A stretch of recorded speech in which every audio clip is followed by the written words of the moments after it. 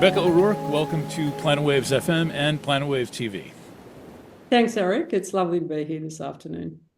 Rebekah, longtime friend of Planet Waves, my astrology client and subscriber. So we found her in swimming around the tidal pool around the Planet Waves. You find all kinds of interesting critters in that water, and you're one of them. And we were doing an astrology session this week, and you started getting into subject matter I thought was wildly relevant and interesting for our time right now, which is the big thing in the background astrologically, but I also think this is, of course, having many expressions socially, that's the whole point, is Pluto in Aquarius. And that's going to bring up evolutionary group dynamics. Indeed. And I think what we tend to think about is the individual's experience in a group. You know, we'll ask people, what was your experience, or how have you found working with others? What's your experience of that? Whereas I think Pluto is pointing, being an outer planet, obviously it's pointing to the collective experience. And the thing that gets challenging about looking at collective experiences, or how the group as a whole might be working that we're part of, is that it can be largely unconscious. Right.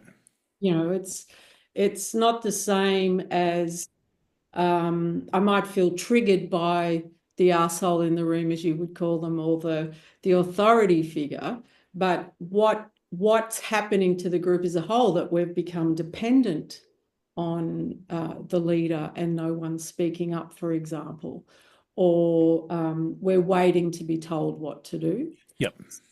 We've all seen these dynamics, various committee dynamics, and the church group is going to get a thing going. They're going to make a picnic, and then two people do all the work. Usually a committee is appointed to deflect responsibility, I think, in many corporate, the recommendation of the blue ribbon panel. How does that blue ribbon panel make its recommendation?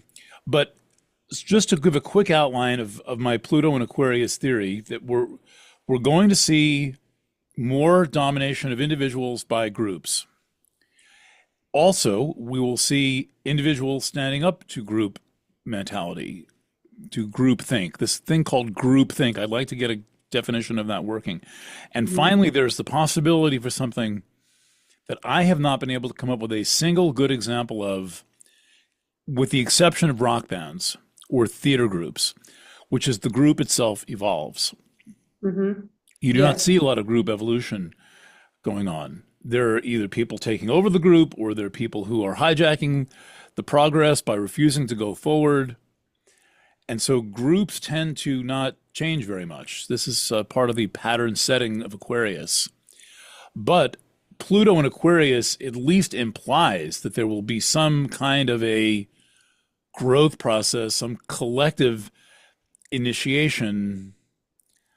But I just can't, I always want to think there's going to be a collective initiation. Oh, 9/11 happens. Well, now we'll all take care of each other. No. If COVID happens, now we will learn how to be healthy to get, the dynamics always go back to some form of subservience, domination, Conformity. and conformity. So what is, what's going on there? I mean, even giving a specific example, why were people so cowed down during the whole COVID crisis? They really went against their personal values over and over again. Well, I think, though, the norms, people were nudged toward the norm of conform, and I think the media didn't help us. Like, there was just fear pumped out 24/7. Brainwashing. And then you'd go, exactly, and then you'd go, to buy your food or what have you, and you were met by the, people's militia at the front door. If you didn't have a mask on. But I think there was a piece there around, we were also pushed back into our homes, or more into the familial place, Eric. And that then, in my view, activated more of our histories and our past around what we did in family. This was what I saw anyway. And it became less about contending externally and more about security, feeling secure.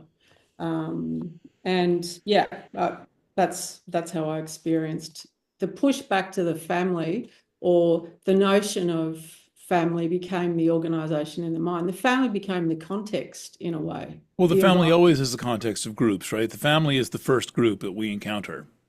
It is, and unless we are able to understand what we did in that first group, what our role was, the role that we were given and took up, we're going to be in repetition. Yeah.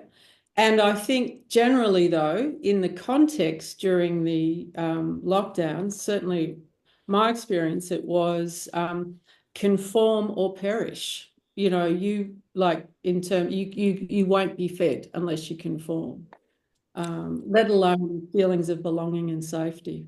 Go Sure, ahead. and that's a family issue too, that if you don't conform to the family, you'll be left in a basket at the orphanage. I mean, the shadow side of Aquarius is always rejection from the group as the kind of threat held to ensure conformity. Yeah, But that's why right. is that? What's going on with that conformity? What suddenly creates a dynamic where people get together to push another person to do something? Well, in from a social psychology perspective, some of the old studies, Milgram, Ash, and Zimbardo. yeah, Zimbardo. So what they found was that it, like generally, I mean, all three studies were a little different, but they were really looking at to what extent people would conform, and really what was going on. It didn't matter about the personality of whoever was in charge. It was way more about how people responded to the authority figures. Um, so it wasn't the asshole. It wouldn't have mattered who the authority figure was. Right. Um, and also in the ASH study, so that was the study with, people saying, yes, the standard line is the same or different to the other three lines that Right. I were. mean, like there are four dots on the page and everybody Yes. says there are five and you go along with it. That's Yes. amazing. I You were would, left, they would be you were there all left. night if it was me. I know where. I would start laughing. I would immediately start laughing and be Yeah, like, you're fucking kidding me. yeah, yeah, yeah, But yeah. people are not that confident. Like, it amazes me that people are not that confident to just stand up to someone saying something stupid. I mean, Well, the variable, it's still very hard. Actually, in preparation, I was having a look to see if there's been any meta studies done, and there was one done in 24. like And a yes, review of the, I'd love to that's see that. Yeah, go ahead. yeah, yeah, I'll send it over. And so they were looking at conformity. So what's been going on with conformity, and it's still they can't land any one variable. So the main piece is still authority, and how close or far away authority is. So, white coat standing in the room gets a different response to being, someone who might call in, let's just say. But the other piece is the the identity, the extent that I identify with the group. So for a sense of self, does influence Ah, whether I'm going to go along with the norms or be influenced by the norms. okay. So, so and of course, if people don't have a real sense of who they are, they're going to be looking for the different groups to help them navigate the world that they find themselves in. Okay. So So it really comes back to the evolutionary level of the individual, I think so. right? And if possible, and understand, if people have the opportunity to think about, the 3 or 4 key groups they're part of, what happens for them in that group? Like, do they notice patterns, for example? Do they take up are they the mother hen of the group, or the rescuer, or the fixer, or, like being able to work with our repetition can be a useful way to understand how we might get used. Yep. So in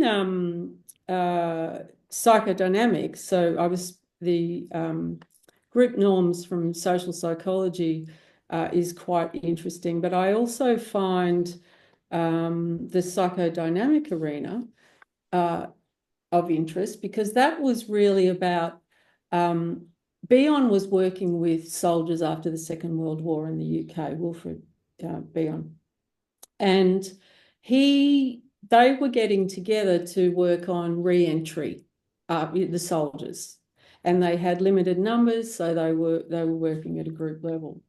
And what he found was that you had the conscious task that the group was there to work on. Okay, so it might have been, how are we going to get jobs, or pick a task, yeah. Right.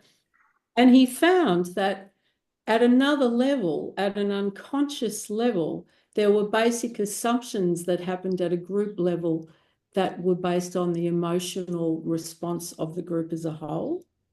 So that's where, and you might be familiar with these, Eric, the fight or flight phenomena. So you'll see people in a group, or people with the group in mind, in fight or flight.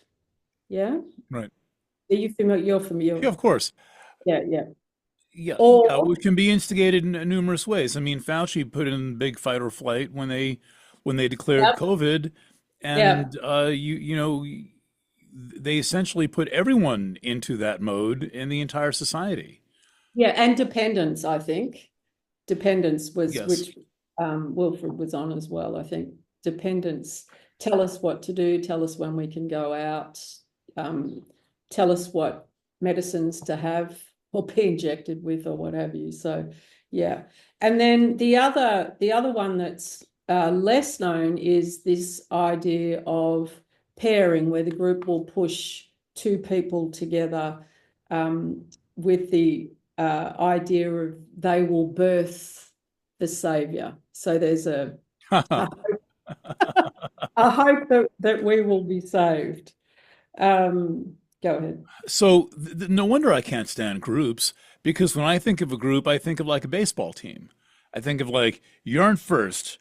When the Yeah, guy hits the ball initially, he's going to run right to you, and then the other guy's going to throw the ball to you, and then you cover first. Then yeah, there's second base, there's third yeah, base, there's a shortstop. He knows what to do.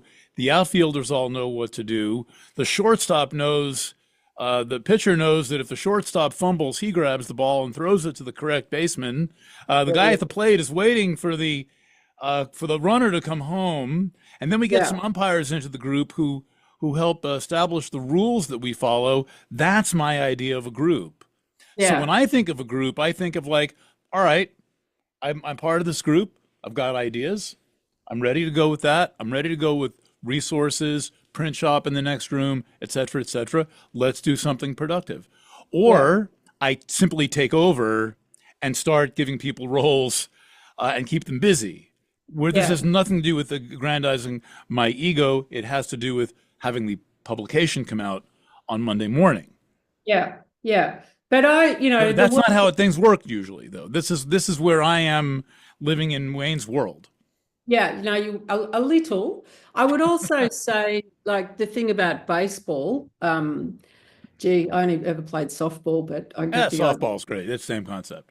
Terrifying being a shortstop with that ball coming in. Anyway, but what I'm with, though, is the purpose is largely agreed. Also, on a like, as a team, they want to win.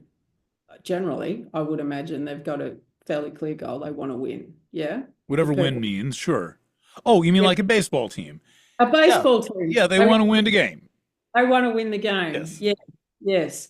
And I think increasingly in the world that we inhabit now, it can be quite difficult for people to be truly aligned with what the purpose is. Yeah. So there used to be a wonderful tool called the ladder of inference. It was testing one's assumptions about what might be going on here. And I've changed it to the ladder of self-interest. Okay, so yeah, so how would that work in a group environment? I can make up a story about it, but I want to hear it from you Yeah, since you've yeah. only put like 30 years into investigating this So topic. working with Let's teams, yeah. go. Well, We want what I would say, well, if we were taking if we think about an organizational team that might be doing something as simple as selling widgets across a nation. Okay, so they're selling something across a nation. They might have retail outlets. So basically, the CEO and the team have to agree what the reason for the organization to exist is.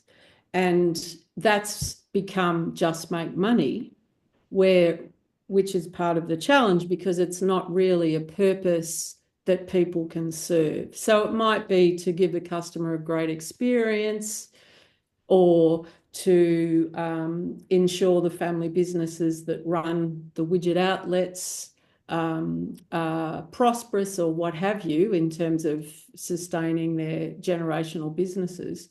But if it becomes it's just about profit, there's no container, Eric. There's no reason that we're here that we can serve. But isn't that usually the reason? And all the other give the customer a great experience things are just in service of profit. Well, that's where we are, but the teams and groups that do have a better chance, in my view, of having clear roles and being effective, I do see. have alignment around purpose. That becomes the container for the work, the reason we're here, and it requires collective alignment, Yeah. differentiation, but collective, like a baseball Sure. I team. mean, this is a thing with I have some relationship with everyone on my team on this Yeah. level, partly because I incarnate the purpose of what I'm doing so very strongly Yeah, yeah, that I have to look for signs that people are capable of that, and it's not really their creation. I tend to work in my own creations. I found my own organizations, for example. I always have. yes, So that's real high initiator stuff, and then everyone else joins onto that. yeah. And they're not going to be driven the same way. They're not going to wake up in the morning and start working for the same reason that I do. No, however, like, well, from the outside looking in, it seems fairly clear to me why Planet Waves exists. You've instigated and brought it to life and embody that. But when I look at it, I think, well, it's about bringing astrology, like from a developmental or growth, self-actualizing perspective to people, and the investigative journalism that is, second to none around getting to the truth and the facts of what's unfolding, and then you connect those in a beautiful way with the contextual analysis that you do. Hmm. Um, so that the purpose of Planet Waves is fairly clear. I mean, I've had a crack, but Sure, but what I'm saying is that um, someone building a web server might not yeah, care too much one way or the other. The proofreader may or may not endorse the content of the copy. They've still got to proofread, and that dynamic can also be a dynamic of we are all in this. We all understand the purpose. There's a gradient, I think, in the I group. think so. I think Why people come to work every day, right? that's right. And in my experience, Eric, if people, sure, they may not be as invested or engaged as you are, as someone who. They can't really be. I know, but if they are able to make a connection to their role, like even if it's, a small, okay, if I do this well, it supports the organization. Yeah. It's not just self-interest that I'm there. In my Right. experience, if you can get that alignment, you're going to have a better chance of being able to work at some of the challenges that unfold when humans work together in groups and teams. Yep. I mean, just to say that it is very important to have the do it for its own sake Yes, quality. yes, On yeah, some level, the task must be done for its own sake, yes, rather yes. than I've got to pay the bills. But a lot That's of what people I'm, work. So, all yeah, right. So yeah, this has got to influence the group dynamics on some level. But what I find is that political factions emerge in groups yeah, that can contradict the purpose that the group is yeah, supposed to serve. yeah, So yes. why do the political factions, even in very small groups, is why do the political factions manifest? So we're talking about, well, well, I think a part of it is the basics of in group, out group, if I'm speaking just at a dynamics level. So, I can walk into an organization and the chances of marketing having some sort of drama with finance are fairly high because of the nature of the functions. Yeah, that's one thing, but that's Yes. supposed to be worked out organizationally, and somebody makes the decision. I mean, pure like there's one person in the group and she's an operator. Yeah. She just gets off on manipulating people. Yeah. Um, there are groups that have formed even at Planet Waves of like, oh, he's the boss, and we're the employees. I do not seek to foster that, Yeah. but it has happened.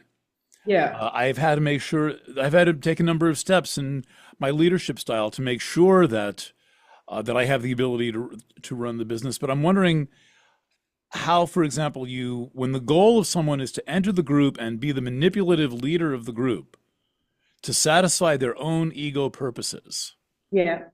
and I they're guess manipulating weaker people in the group to coalesce against the purpose of the organization, what do you do about that besides just fire them all? Which you have to do sometimes. well, you do. Sometimes that's right, yes. Um, uh, I guess the first question is, that I'd be working with is, are they aware?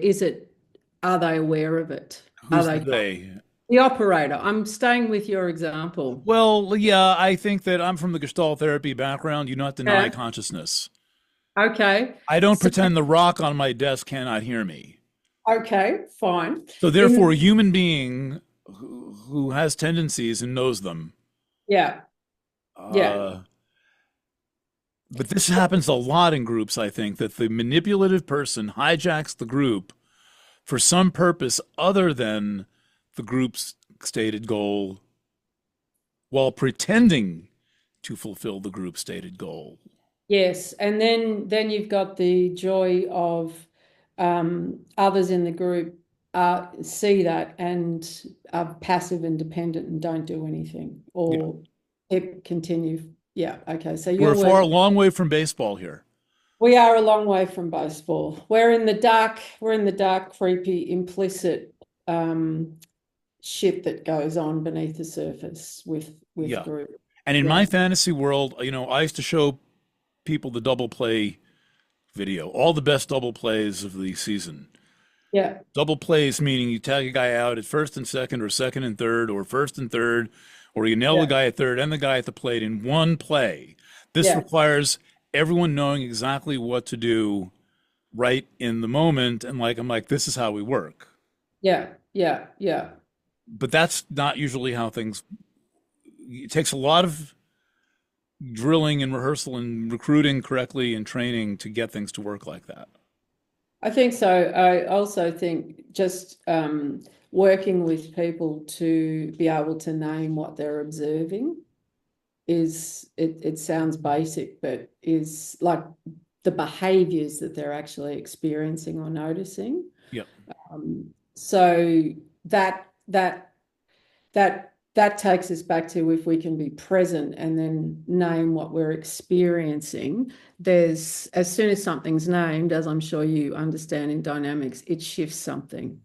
But if everyone goes underground as the manipulative operator continues, then we're co-creating that experience by And not. sometimes it's both. They name it and they still don't know how to handle it because the Right. manipulator is so clever at manipulation, which most of them are quite clever. They've been doing it a long time. They've made it their way of life. I think it's very important to understand within a group, if there's a manipulator, that they've often made this a way of life. Yeah. And yeah, okay. So this won't be their first rodeo, is your point. Oh Yeah. no, far from it. We're usually encountering experts at the gamesmanship. Yeah. Yeah. And I think that's the if there's spaces given to be able to work with if people can actually work with what's happening, even to ask a question of the manipulator or be able to work in the present or the here and now, that's how things can be challenged or moved. But there has to be will to do that, Eric. People have Mhm. to for why they're there, and not just uh, fall back and protect themselves. Well, people tend to check their individuality at the door of a group. Have you noticed that? Has that come up in your research? Check their individuality at the Yeah, their door. true self suddenly either left outside or stuffed into the corner.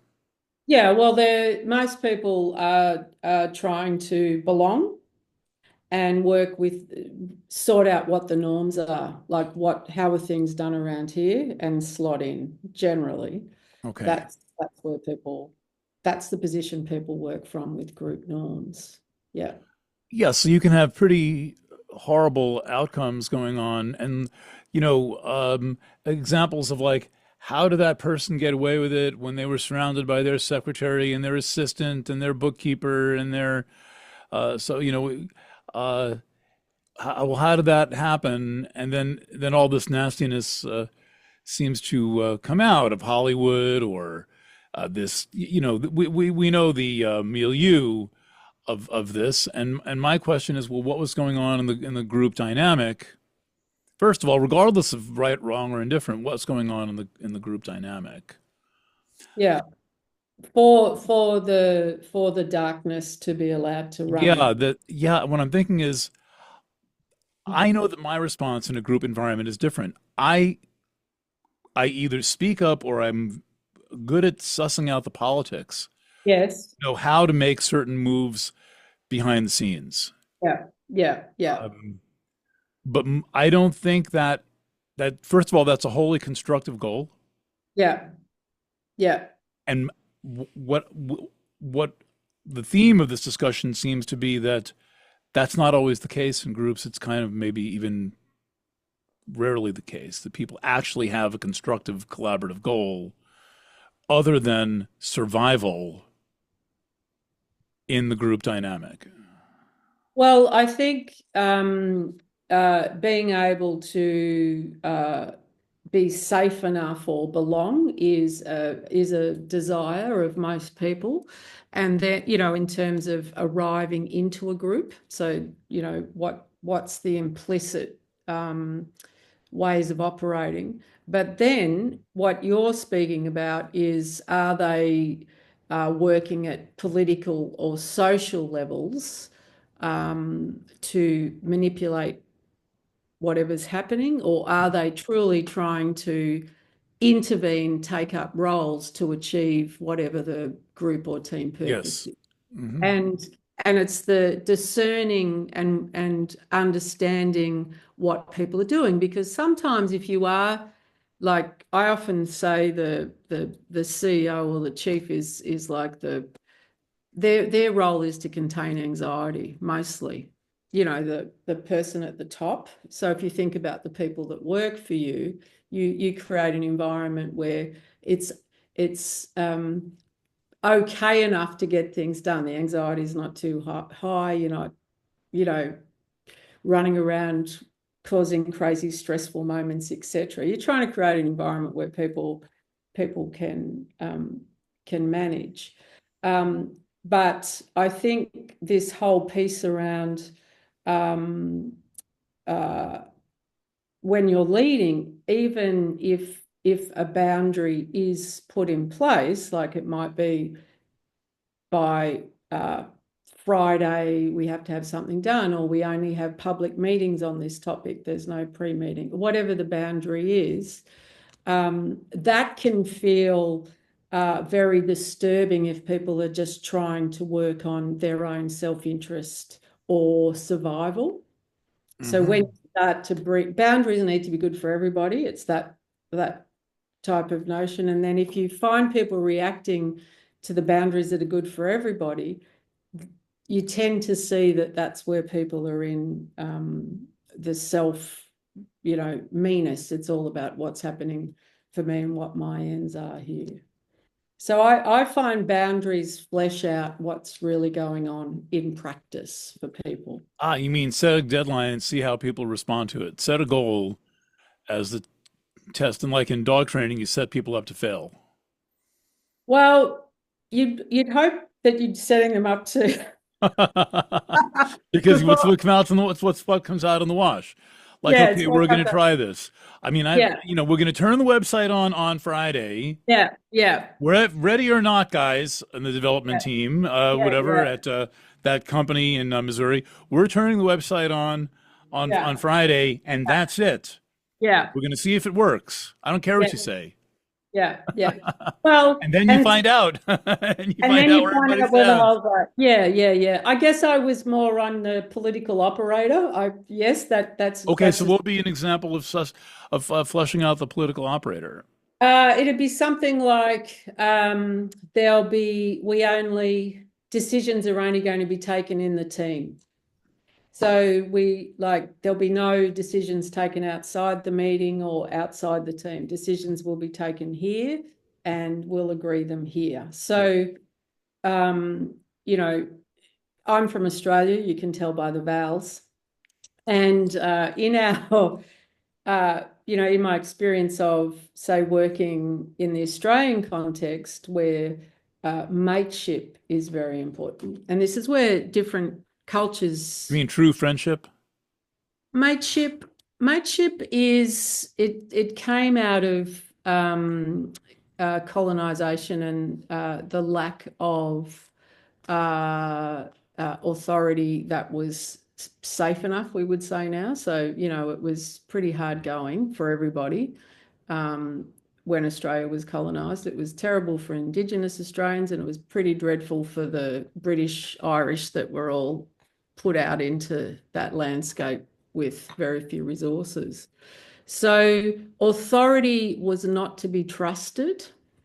This is more a national origin influence that I've Well, because seen. it was a prison colony, it's going Exactly. to So start with a prison mentality. exactly. And yeah, so how that plays as an example is um, mateship. So I will look up, we're on the same team. I'll look after you, you look after me, and united we'll travel on. However, if something needs to be addressed, and this is to your operative, I'm just with this operative role in my mind now. We won't call it out if they're a peer of ours. Yeah. So Yeah, the blue that, wall of the police. that's it. So Serpico. A yes, great study in group dynamics. that's right. The film Serpico, That's true, Eric. Yeah. Yeah, right? yeah, yeah. Yeah, right. Yeah.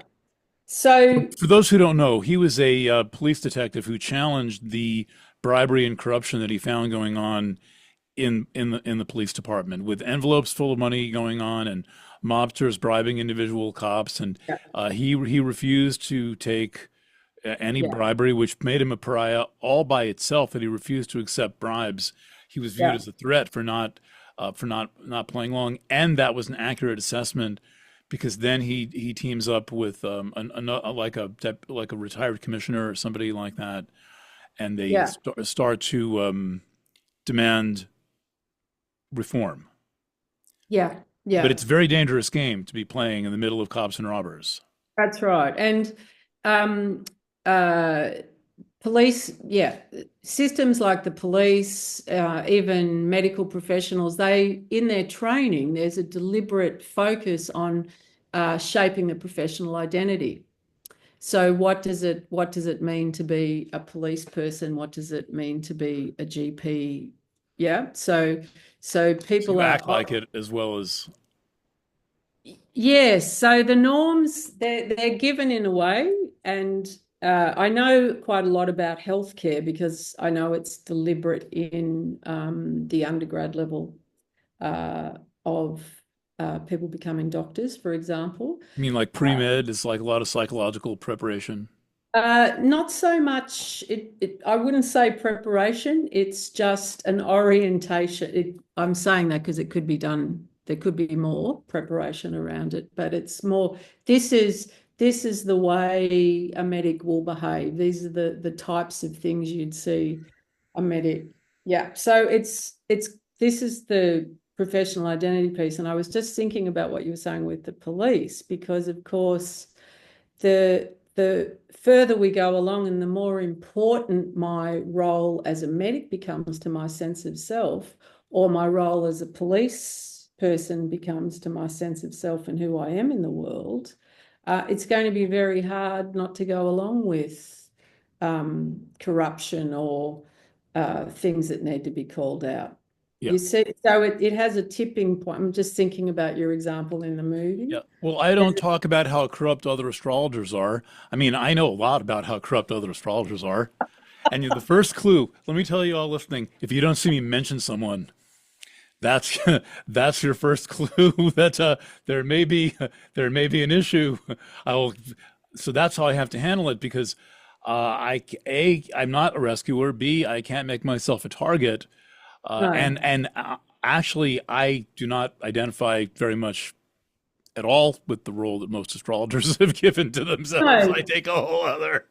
I take a. I conduct myself as in my. I envision what a journalist or an artist does. Two different things. But anyway, I'm in this group of astrologers, and I watch all these group dynamics going on for the last 30 years. It's very interesting, and I'm fortunate that I know who I am.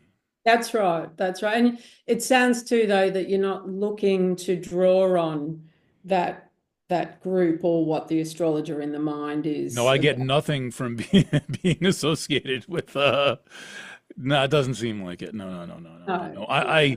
But I'm a very ardent individual. I really am myself. I mean, and this is the longer I live, the more I realize this is not a commonplace feeling that most people do not feel real strength in who they are. I mean, just to give we one little funny anecdote, I was writing for Marie Claire. Mm-hmm. Yeah. Now you've got to imagine the 23-year-old girls with their feet swinging from the Mm-hmm. desk chairs, running this office, right? It's a big gynocracy, and the editor in chief is in a room full of $500 face creams that everyone's throwing at her.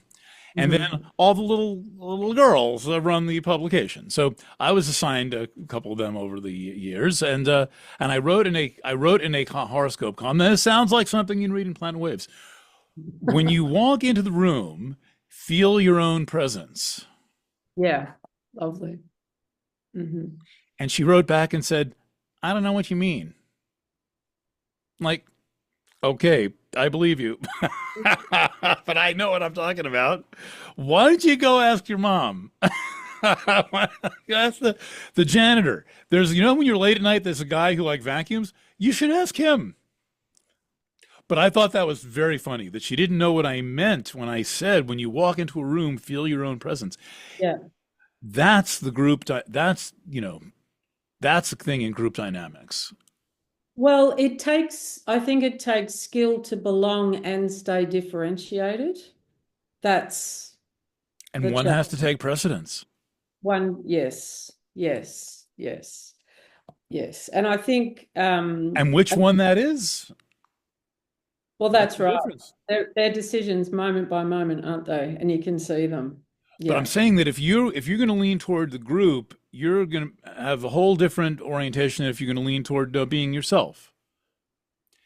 And this is where Alice Bailey says, a group is a group of individuals. Nothing Yeah. else is a group. If it's not a group of individuals, it's a mass. So she makes Mhm. this distinction that's one of the best themes of esoteric astrology is between a group and a mass. Yeah. Okay. So she basically says she's saying they're either individuals or it's just a group that operates as a mass. That's what she's Yeah, and I would say individuals or people consciously individuating. yeah. Yeah. Who understand that's part of their evolutionary path. You will get one result in an environment with a group of people, like several people, and in another where it's just like a club Hmm. of Hmm. whoever happens to be thrown in, Yeah. where there is not, where people are not coming in with a strong sense of identity. That's a whole other situation. Yeah. I see. I guess, and I was one of the things that I think can be helpful for people, though, is the role. So when you're trying to get stuff together, I'm not talking about the job description, but the why I'm here. If I'm feeling overwhelmed by the group, I'm in that place with, where you started with Pluto in Aquarius and concerns that people could get caught and lost in the crystallization of Or Pluto crushed. or The, crushed. That's the brigade, the mass brigade, outside this, outside the store. It would take yeah, some courage to walk right past that and go ahead, grab me. What are you gonna seize my body? Like, what are you gonna yeah, do? yeah. Someone you're speaking to asked if it was actually had the organization passed a policy or was this just being implemented at a local Well, level? that was always my question. Let's see your policy.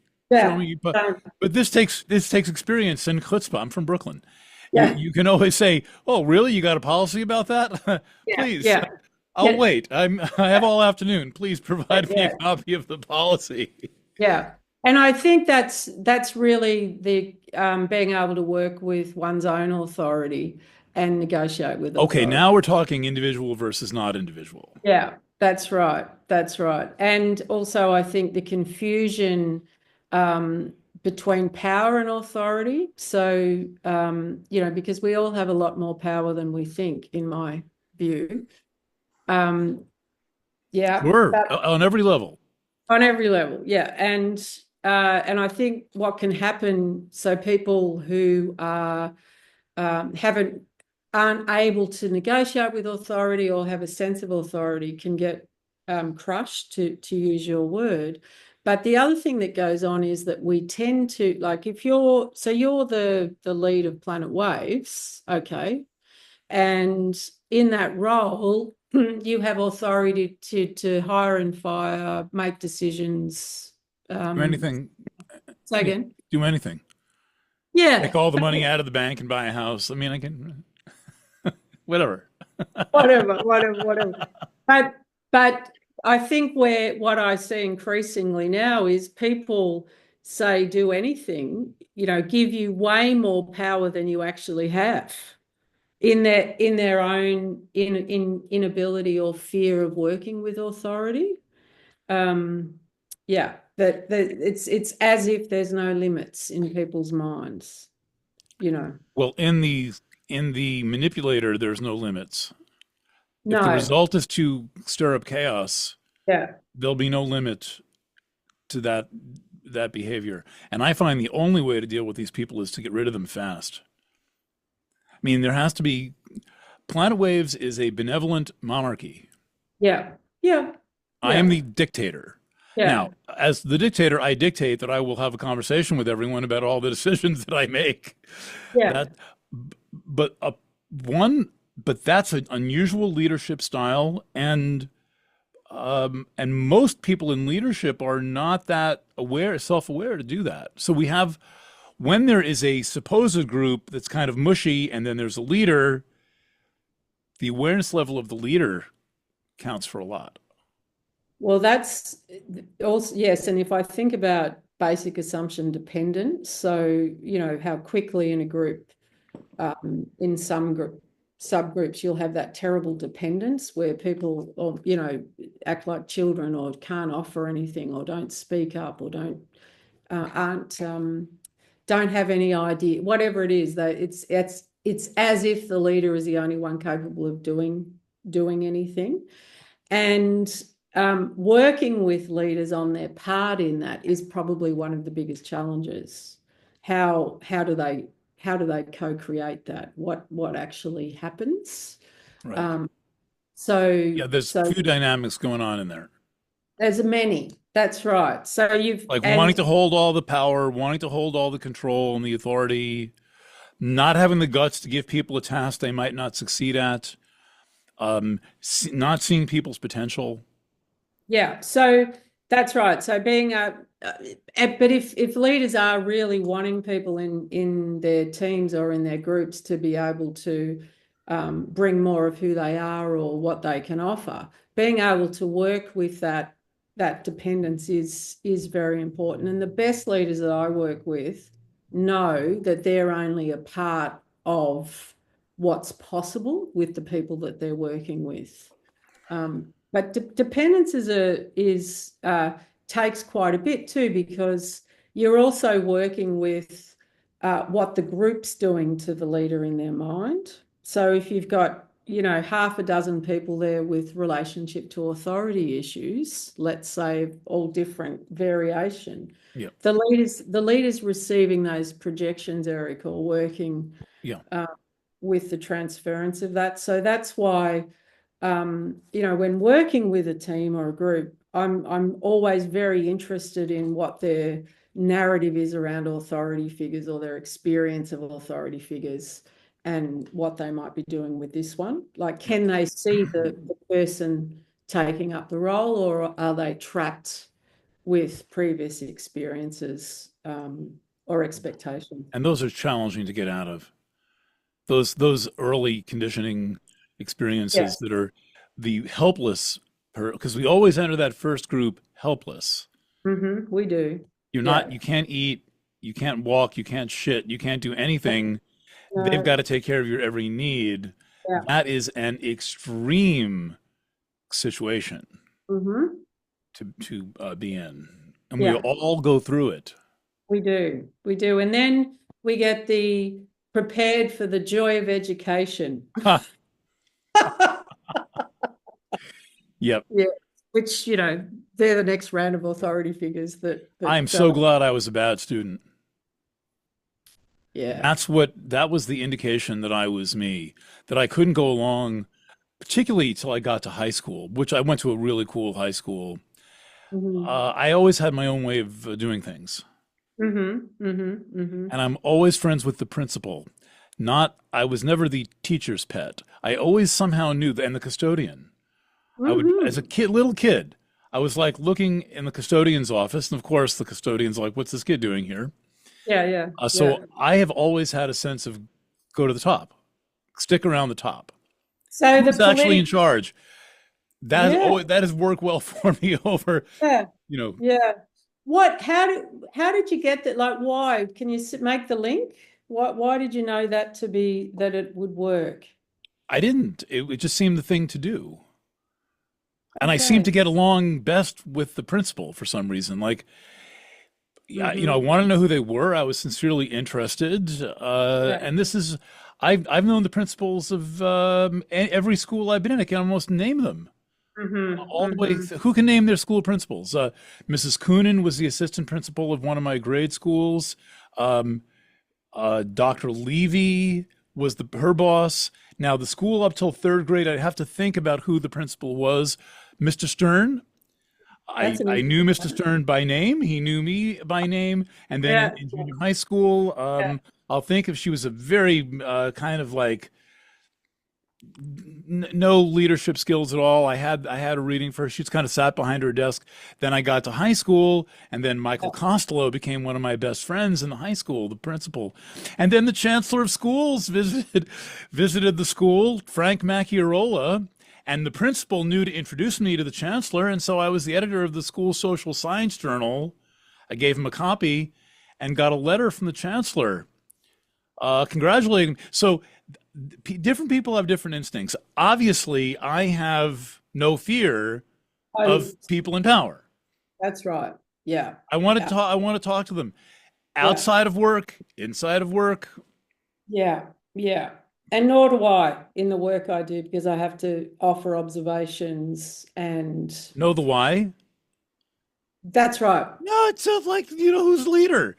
I mean, clearly I am a leader, and it always seemed to me like a good idea to know who the other leaders are and Yep. who's the bull Yeah. goose loony, as Yeah. Yeah. McMurphy said when he came into the psych ward. He walks right in and says, "That's his first line, right? You remember this, right? Yeah.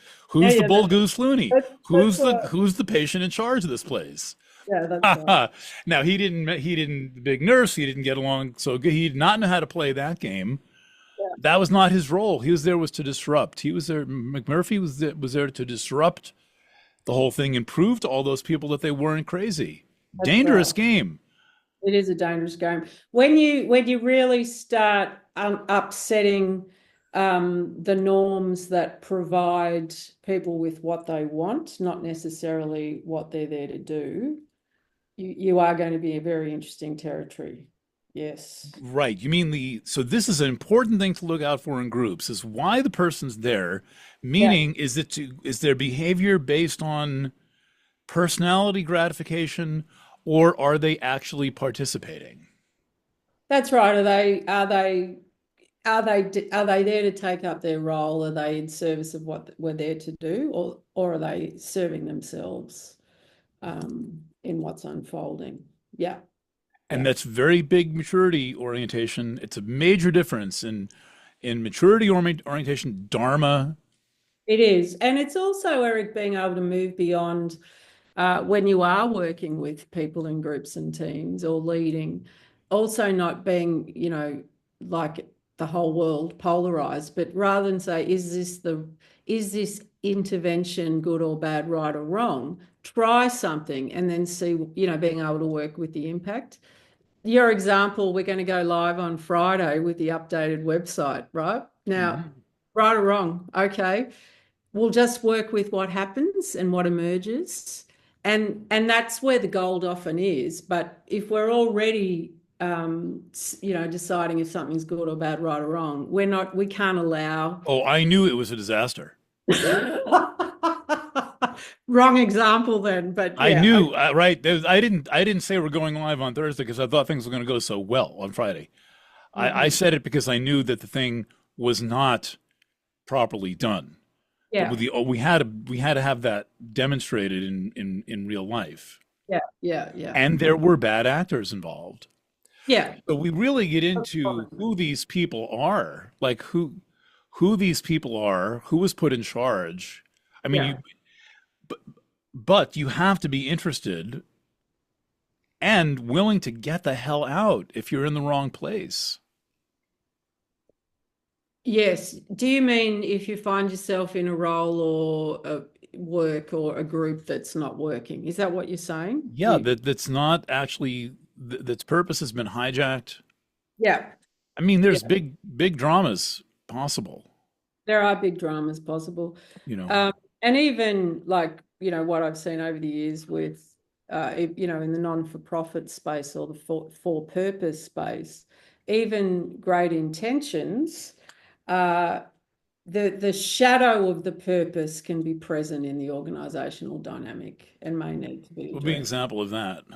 Okay, so we're working with health and well-being of people in Western Africa, right? So let's say, and that has been part of my work history in the NGO space when I was younger. And all the staff are collapsing. No, they're all burnt out and stressed, and there's no well-being to be seen.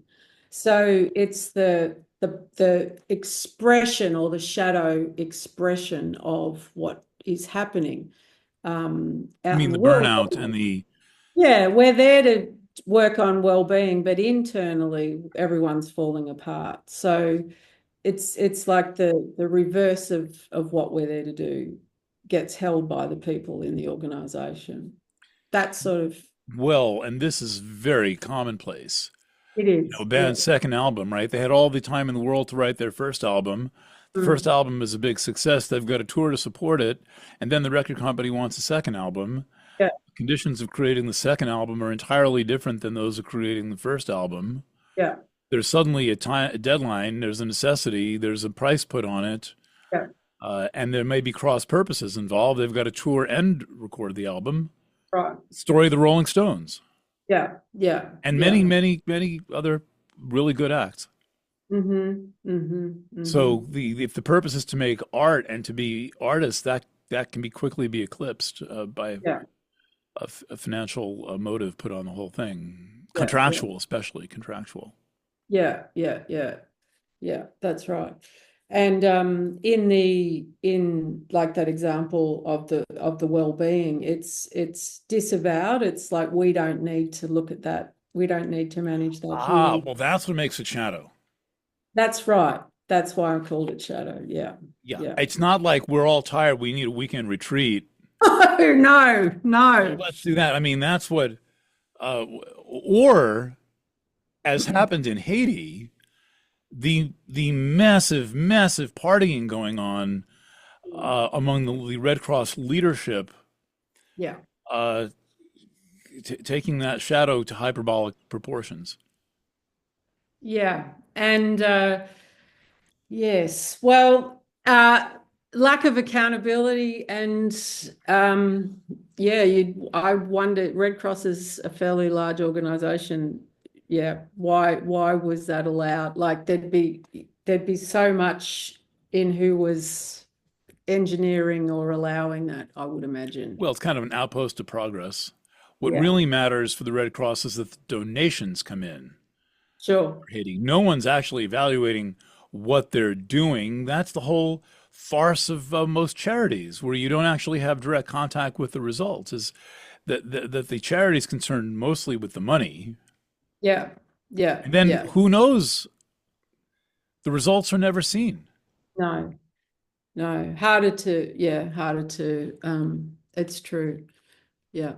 Yeah, the public management of most anything that's not available public, you're in tricky territory, frankly. Yeah. If it can't be seen or cited, then there's something untoward happening, frankly. It's yeah. So examples of group evolution to me seem to be Yeah. the most available in the arts. A theater troupe is really conscious of itself as a group entity made of individuals.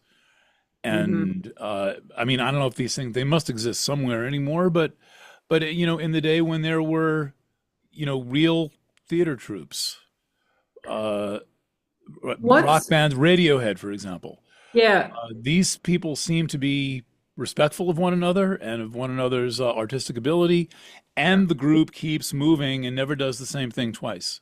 yeah. There's so in what I'm seeing in the generations coming up behind me, because I'm not that old, Eric, but I'm certainly further along. Experience design. I don't know if you've heard of experience design. That's that's very popular now, and it's full of creatives. So to your point, so they are working on they do the work like the escape rooms, where you've got to work out how to get out of the whatever the setup is with Clue. It's sort of like Cluedo, but It's like almost like role play action games. well, it's not role play in that it's truly happening now. It's not you act as if it's happening. Yeah. What do you mean? So They actually lock them in a room and they can't yeah, get out? yeah, yeah, yeah. But I've somebody got has the key, right? If they can't do it, they don't yes. start. They don't all. They Yeah, don't come yeah, in 100 years and collect their bones, right? yeah. No, no. Okay. So this next generation, I guess what I'm saying is, I meet less and less people that, you know, do what I would call more of the sort of group depth work. That's not as popular. But what is coming through is this experience design work, and they really are working at consciousness, but with play is how I've experienced it. So who is this for? Well, they create things for themselves. So, all right, you get a gathering, and you might have different artists as part of it, and they will come up with an event that's about having the experience. So it's You mean at a, you mean in like a, some kind of industry conference? it's not as formal as that. It's like a pop-up, or we're going to do rather than do a conference, we're going to do a 3 days walking in Japan, but you can work on what you think your calling is, or it's the arts meeting it's what people are doing around group is what I'm noticing with this next generation. Experience design is what it's called. So I'm really linking with you on the artists, and it does give me hope actually for people trying to work in these spaces with their creative gifts, to create experiences where people do learn, do get connected to the group in a different way. Yeah, Yeah, through cooperative activity. cooperative Do you remember and the book creative. New Games? No, Let's see if I can find it. This yeah. comes out in New Games, Hmm. vintage book. Okay. New Games, vintage book. The New Games book. Mhm. Okay, you can get it for, I'll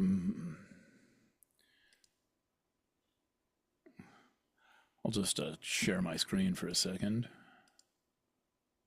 Video, how do you do this? Chat. They always hide this feature. The share Okay, screen feature. forget it. Yeah, I've only like lived in Zoom now for a year, but uh, I'm late to the game. The New Yeah, Games book is yeah, a book of cooperative games. So when we're right. taught games, when we are Yeah. taught games, they are always competitive games. Who Mhm. collects the most Easter eggs? Does my high True. school beat your high school? Yeah, Right? yeah, The boys against the girls. There's always a competitive quality. The concept new games, which yeah. probably came out in '76, Okay. is about, maybe there's other earlier versions. It's a product of the '70s, Mhm. groovy '70s, Right. of games that are wholly cooperative in nature, Yeah. Okay. where the group has to learn to work together to do something. Parachute Yeah. play comes out of this book, Oh, yeah, yeah. Right. right? Gotcha. Where the kids get a enormous parachute and they have to work together to get the effect of the parachute inflating. They have to learn how to cooperate. And there's a whole book full of these. It's called The Right. New Games Book. It's easy to find. Okay. Yeah, yeah. And Okay. it's I've seen it once or twice. It's probably a classic with all kinds of ideas. Yeah, yeah, So yeah. we're used to the competitive team against team. We're used to the zero sum game. I win, all of you suckers That's lose. right. That's right. So uh, these are very serious conditioning problems. If I were leading an organization, I would want to do a lot like a where I didn't know everyone. Would do want to do some of this. I'm not sure how people would much they would like it, but you never know. Well, I do, like an example is, recently I did some work with a large team across like two levels in an organization, and they had to come up with a movie. They had to create a movie together. Yeah, It was not about the cross company, a movie. a movie based on I did the Ten Commandments, but wrote them in groovy language, and you had to choose a Ten Commandment. It was pretty funny.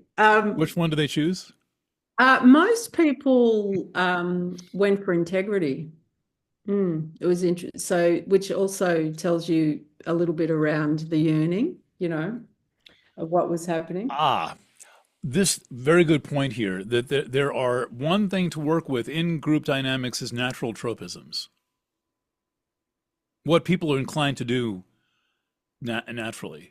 So, for example, as a Yes, leader, one of the things I'm right. trying to do is figure out not only what people are able to do, but what they like to do the most. And then I feel like I want to make sure they get to do some of that and that I find a way to exploit is the wrong word, but to find a way to let that into the organizational purpose. That's right. So I completely agree. You really want to be allowing people to shape the role based on what they bring to a point. Of course, you want people to follow the energy. Like if they don't like 98% of the role, it's not going to go really well. No, right, not no, no. Let's assume that they're a good admin, Yeah, but it also turns out that they write music. yeah, So there may be one of the. I mean, the beauty of what I'm doing is that it's a big tent. There's basically room for any yeah, art yeah, form yeah, yeah, and any talent. But yeah, but this is partly my adaptation of like, okay, what is this person's secret talent? What do they know about? yeah, yeah, And then find a way to open up to that being a positive contribution. But I come from a publishing background. Newspapers have to fill the newspaper every day. So yeah. anyone's knowledge about something, if I'm in charge, anyone's knowledge about something counts. There's plenty of holding back that happens. I think that's perfectly stupid. Yeah, and I guess you've got the you can create those conditions, and I think quite a few people in more corporate environments, there can be a sense of not being able to bring any of that or much of that, and then that doesn't assist us either in No, terms. it's another filtration of the human investment. Yeah, and bizarrely though, we need most of the challenges that are faced in organizations and community need more resource, we need to be able to access people's resources beyond the linear rational, you know, we did this 16 times and 15 of those times it didn't work in the past, that sort of stuff. Yeah. So The really untapped talking about resource. relationships, I mean, the groups have dynamics that seem to happen inherently, as Zimbardo showed, when you divide Yeah, the campus into one-third yeah. guards and two-third prisoners. By the end of the first day, they're acting like guards and prisoners. Yeah, that's right. And even I know you call it the Travistock. But really, we could do it right now with, get 20 people and put them in uppers, middles, and lowers and give people a task, in those with the Is this the kind of separated. stuff Travis Stock actually does? I mean, like, No, back in the day, but I'm just suggesting to you a bit like the prison experiment, though, because of the in-group and out-group phenomena that happens for humans. If I said you're the uppers, you're the middles, and you're the lowers, how that would play would be as one would expect in very so traditional. what would be likely to happen? Well, the lowers well, if I was in the lowers, it'd become a bit rebellious and we'd be trying to take out the uppers in some way.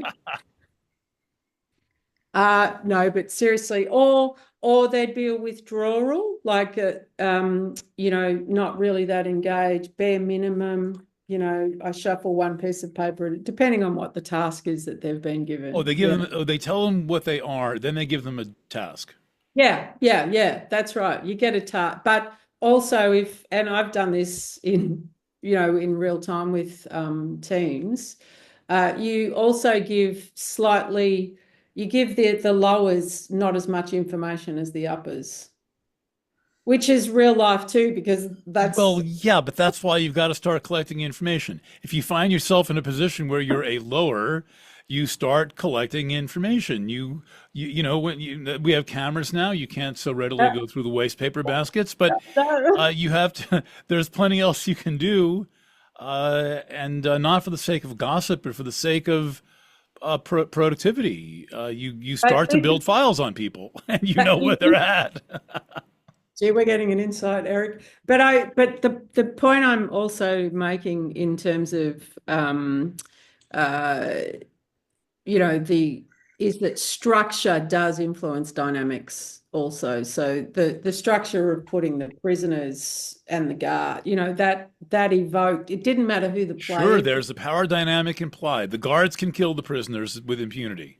That's right. And so the structure dictates what happens. And you'd be I'm never surprised at how quickly the behaviors emerge. But Zimbardo is the most scientific experiment of all time, probably. It's been repeated now for 50 years, like in every country. Yeah, yeah, yeah. And what was the original one? I think they were meant to be there Stanford, Stanford yeah, University. for 2 weeks and they In a lasted six. dorm? No, the first night they had to shut down. Yeah, yeah. They Was were, it? it was like Saturday morning, and either by Yeah, Saturday night or by Sunday, it things was got all. so overheated they had to reevaluate if I'm not mistaken, on the first time through, this happened. There's a movie about it too that Yeah, yeah. I thought it was, yeah, right. I thought it was a couple of days, but anyway, two it was weeks. quick. It Yeah, was yeah, yeah, quick. yeah, So yeah, so it helps to know what these dynamics are, I think, if you're yeah. personally curious about what's going on in a group. But ultimately, with someone like your family, it's the limbic conditioning that can take over. They have a way of making you feel like a helpless child again, because those all of that imprinting is still there. That's right. If the one thing you can do for yourself is to notice when you are in different groups, what is your response? Like, where do you go? Very The- important thing to do. Very important and basic at one, but so for for me in high school, you were busy getting saying good day to the school principals and lining When I them wasn't all up. publishing my social sciences journal, Exactly. it wasn't just that I was in the business club Yeah. or the future Yeah. teachers. I published a serious journal in a reputed high school, non-traditional high school. Yeah. Well done. Well, I John was Dewey busy. High School, by the way. Well, keep going. And Yes. can I Well, yeah. tell me. Then I want to talk about John Dewey for a second. Yeah, okay, fine. No, I was just going to say, well, my high school experience, I basically had the conduct card introduced. So I led the People's What is Popular. this? Well, basically every period because it was so dull, I led the revolt, making things a little more interesting. I mean, this was an Australian bush high school, This is beautiful. So you were leading a rebellion against boredom. Oh yeah, yeah, yeah. But that's the And but that's the one to do. That's the that's right. And I've learned a lot from that, Eric. But and you're still doing it. So please tell me the rest of the story. The well, conduct card. yeah. So yeah, so what the school did was because every period, you'd have 40 minutes in a class, and depending on who the teacher was and the topic, it got wilder and wild. Things got very wild. Like, I'd co-opt the whole group to tease their hair. You know how you can rub your hair, and like the teacher would walk in and everyone would be dead cut, but the hair would be. It was never, but I always got everyone, got everyone doing it. So what they implemented and spoke to my mother about, who was a principal of the primary school in the same Australian outback town. So you've sort of got the picture. I wasn't meant to be leading the charge. And so every class had to be signed off that I'd behaved. You personally had a conduct card, I conduct card but introduced you had to sign in with good behavior many times a day to make many sure you times a weren't day. leading the like rub the balloon in your hair Correct. rebellion. Or changing the clocks and some of these teachers weren't that smart. But then I'd have to go to the school principal every afternoon with a review of how the day went. Oh, it was so, but years later, I really, whilst it was hilarious and I felt very rebellious and quite annoyed, I realized that I based on my first family and the experience of growing up with my parents, I hadn't had much opportunity for testing because they were so busy in their crazy dynamic. You know, Testing, I hadn't got to wrestle with authority very much. except your parents, then you're thrown into the school where it's totally Yeah. boring, and your mom is a principal of another school or of that school. No, she was the principal of another school, of the primary school. I was over at the high school. Yeah. So Yeah. she had a kind of a primary school mentality. She was a little bit further up the road than that, but let's just say she was in cahoots with the school principal with that conduct card. Yes. Yes. Well, they're all part of the Association of Principals of the Australian Bush. They have their secret meetings, 3 o'clock in the morning on Saturday. Yeah. So But you but had, much Yeah, but uh, then going through, so this point around notice what you do. So, then you're as, when in my younger years when I was leading in organizations, that I couldn't do that mode of being in a group in a team was not going to work. Yeah. yeah, well, it wasn't really productive, first of all. That's what It I'm was saying. pranksterish, It was, yeah, but it crazy. wasn't productive. Yeah, but the feeling, the emotional state of wanting to rebel and play and was a constant that I had to manage, even, coming through the ranks, training, being in leadership roles, this sort of it was Right. I always noticed it. I'd be activated in a group. Oh, it'd be so easy to be naughty. So I'm Right. just giving that as an example of noticing How what you feel happens, in any group. how you feel in any group and where it takes you, and is it new behavior, because the chances are it's just the same in terms of what you've done before. Well, I would be interested in hearing people's feedback about that. Yeah. Yeah, I mean, I'm pretty much the same. If I can't have a significant role in a meaningful group, I'm gone. Yeah. Yeah. There was a group, for example, during the COVID crisis. There were these like groups that were forming everywhere. They were all over the place. Hmm. Groups, people going to meet in groups every whatever went. So there was one going on like in Hudson or Catskill. I had to drive like 45 minutes, Yeah. and some leader was sent from some organization, and they were gonna run the group. So meanwhile, I've been working on the issues for like the last 50 hours. I managed to tear myself away. I go to this meeting and I have to shut up.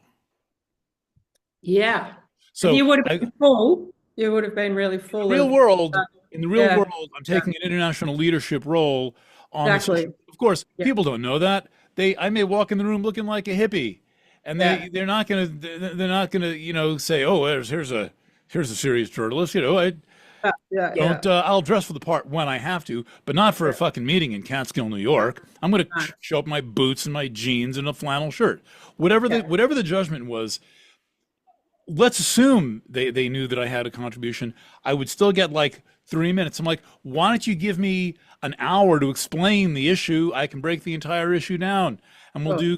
do Q&A. Not happening. So I'm like, so let's see. I've got half an hour to get here, 15 minutes to wait around, a 2 hour meeting, 15 minutes after, half an hour. I've put 4 hours in. I could have written the entire article Yeah. in 4 hours. So clearly, I didn't belong there. And so any group where I can't have a significant role in a meaningful group, I'm not going to participate in. I don't have time. I don't have any need to do it. And I guess that's the whole thing too. If for you that's a choice, and yes, and then I'd be asking, if that's not clarified, you're going to be in a problematic group anyway. Like, What are what they is doing? They're sitting around exactly, whining. exactly, You couldn't exactly. even get any action out of them, and I'm going there to like, okay, who knows how to proofread? Who's willing Yeah, to put yeah, leaflets in grocery stores? yeah. Who wants to take my role of no fun COVID stickers and start putting them on things? Uh, I'm looking for action. I'm looking to go there and organize or participate in organization. And a lot of times All of Yeah. those groups I found that I was involved in, there was some, at the best of them, there was some educational component.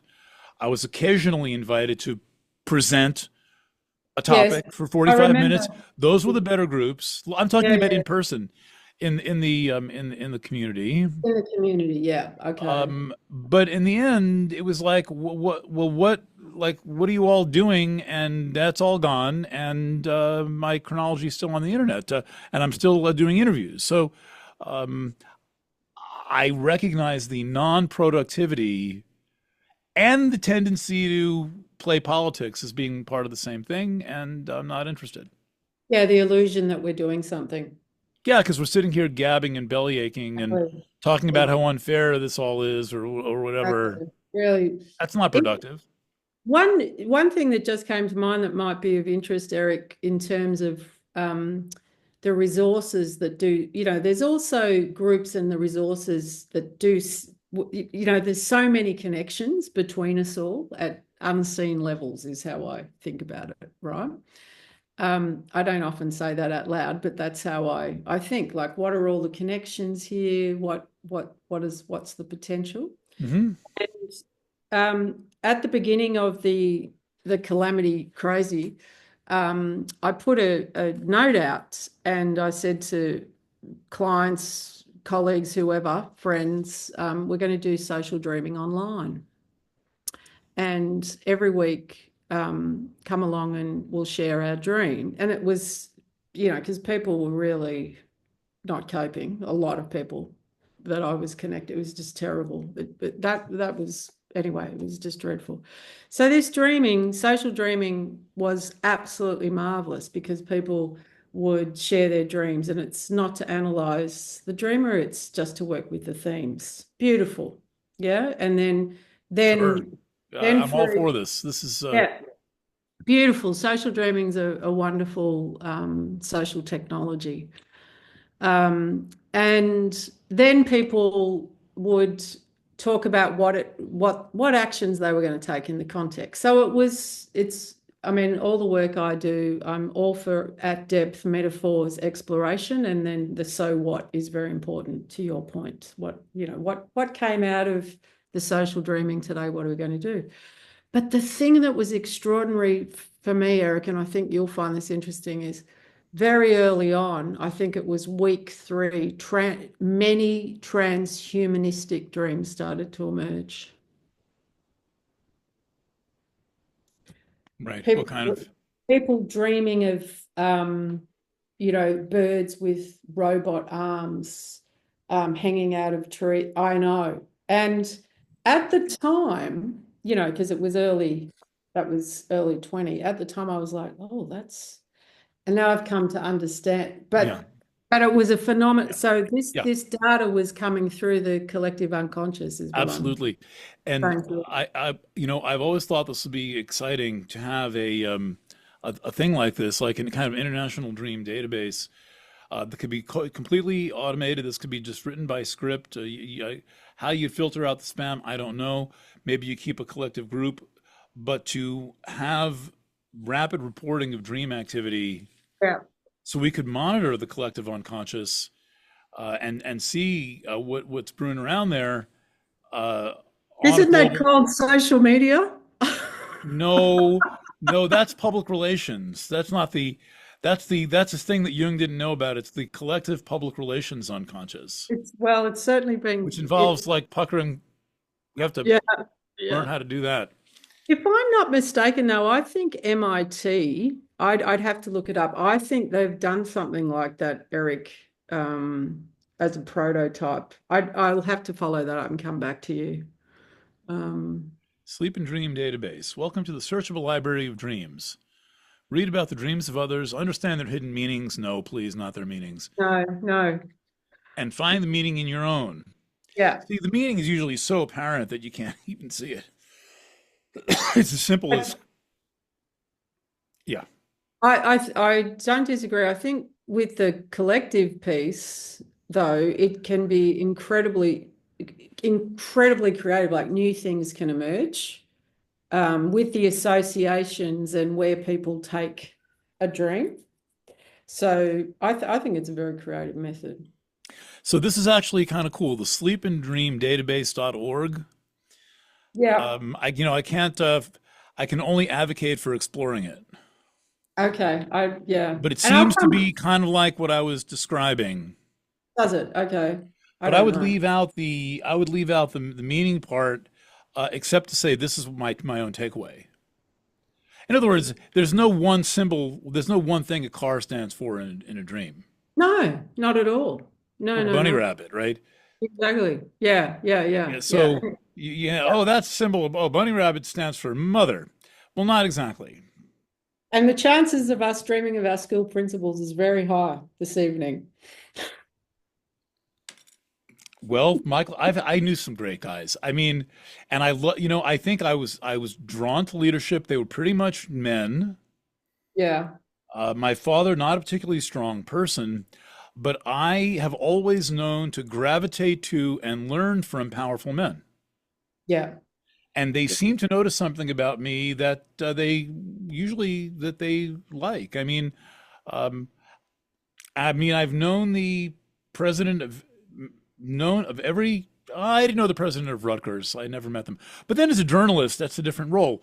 But yeah, it is. that's what you have to do as a journalist. You have to relate to everyone as a human person.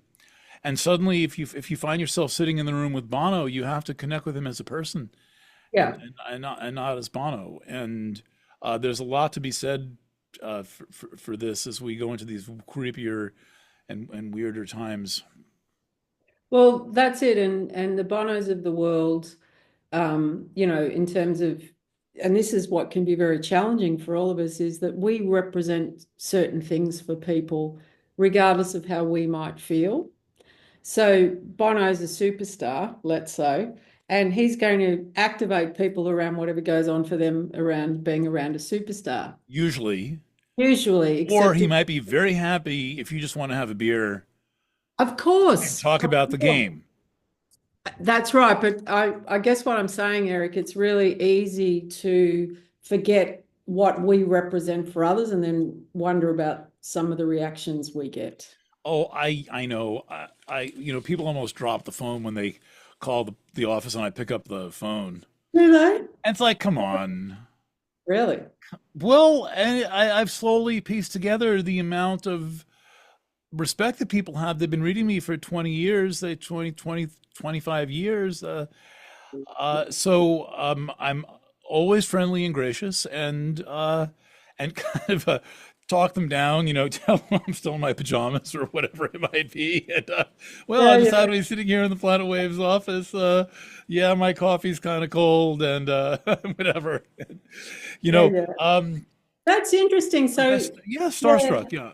yeah, a bit starstruck. Yeah. Well, you are the only person in my astrology app because I like to, that I think you're in the famous people section.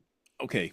Yeah. And so, but I'm not that different when you meet me in person. Like that's the thing. Like, so, but there's that Continuity. side to everyone. There's that side to everyone. So, I live across the street from the courthouse. I know many of the judges. These are Yeah, powerful people, but yeah, I know yeah, them as people yeah.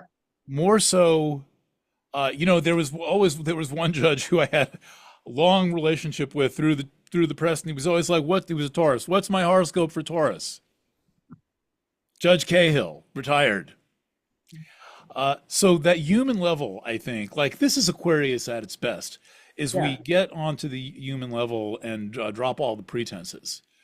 Yeah, that's right. And if we, yeah, and work with our own experience of what's happening when we're with people, I always find helpful. You mean to maintain your self-awareness, Yes. feel your And presence in the room. The through your little Marie presence in Claire, I that, wonder what she's doing now. That little Marie Claire, that young lady, first job out of school, maybe she was an intern. They gave her the yeah, horoscope column yeah, because who exactly. cares?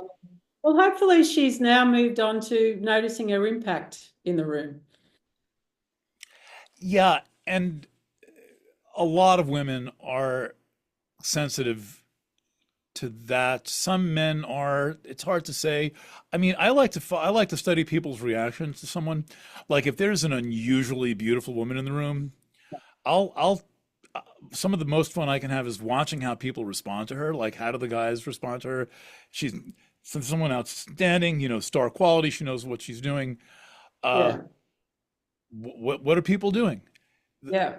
I mean, So, and what the women do, that's always, oh it's, yeah, oh, yeah, I'm oh, not the just, women are for the beautiful women. The women are as lusty as the men. That's half the fun or more.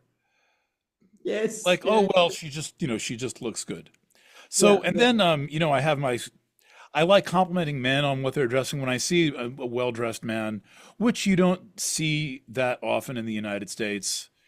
I'll move the subject to wardrobe and try to have a short conversation. But this is me. This is my Aquarius moon child Yeah. wanting to engage everyone. Now, I have a real gift for that, but I think Mhm. it's a shareable gift. Yeah.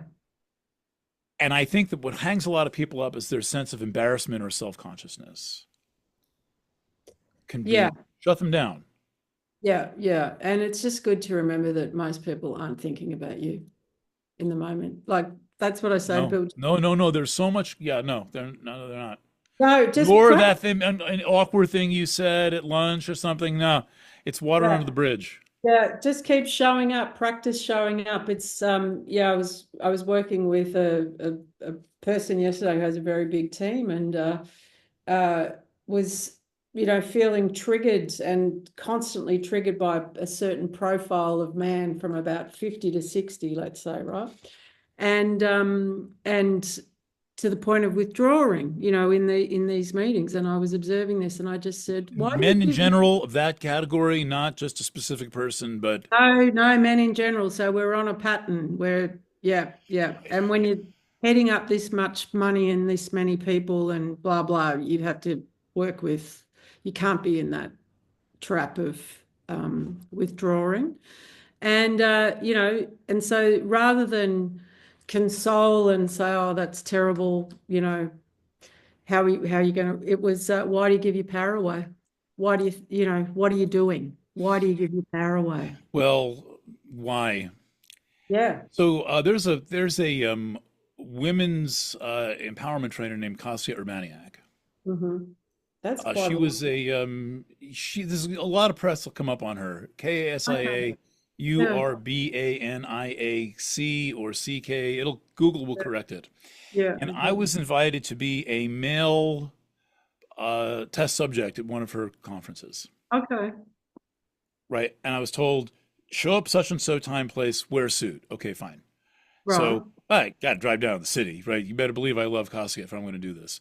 Drive all the way Yeah. down from the city. I show up at this Yeah. meeting room, and it turns out that my role is going to be in one of the experiments is the women were assigned in front of the whole group. A woman in the hot seat, but standing, was Right. assigned a man.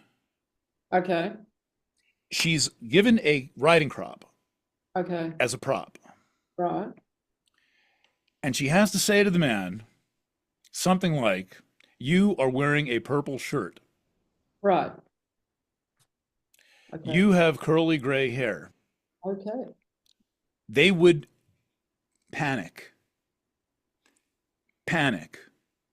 I have never seen such panicking of a woman being able to not bring herself to saying to a man, "You are wearing a blue tie."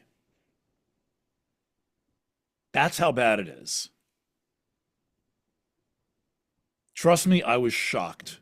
What year was this, Eric? Is this 10 like, years ago, 12 okay, years ago, right, things are okay. probably worse now Yeah. Wow.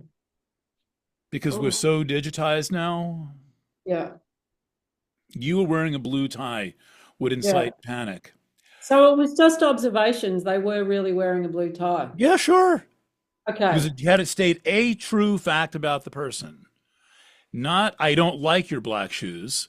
Yeah. You are wearing black shoes. Yeah. Yeah. That was the whole exercise.